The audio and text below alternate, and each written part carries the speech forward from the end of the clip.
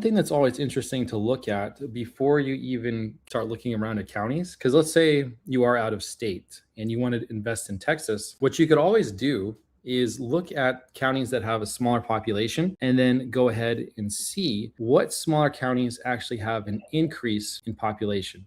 Because if none of them are your own backyard, you can then go in and you can manually select the best opportunities. And so oftentimes it's going to be smaller counties or smaller cities that may have more opportunity, less competition. You can get stuff cheaper.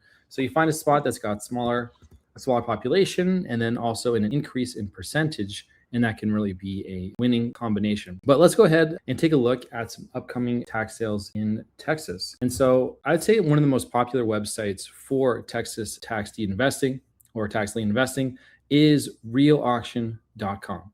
And so I'm going to go ahead, click clients. And then from there, I've got real foreclose. I'm just going to go ahead and filter it to Texas. Now, there's going to be a lot of different counties that are here.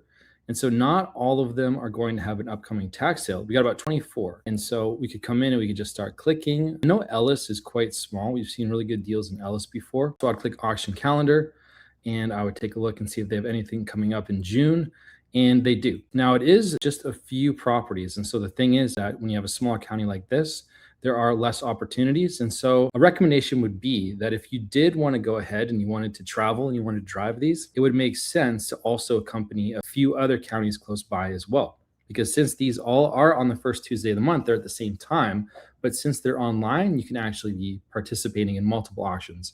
And so if somebody was to buy a plane ticket and fly out to Ellis for 3 properties, that wouldn't make sense. Even though these numbers look exceptional, it still wouldn't make sense because there's 3 that are going and they end up being canceled, or 2 of them end up getting canceled. That's 66% of the inventory.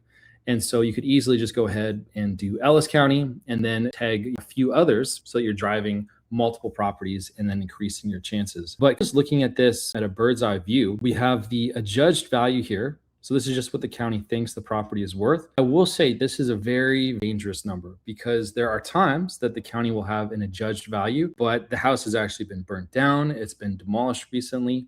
And the county is very slow to update their number. And so if you go based on the adjudged value, it might be right, but at the same time, it could also be incredibly wrong. And so that's why we always drive properties. All right, I hope you enjoyed today's video, and I have a free gift for you for watching a free mini course called The ABCs of Tax Lien and Deed Investing.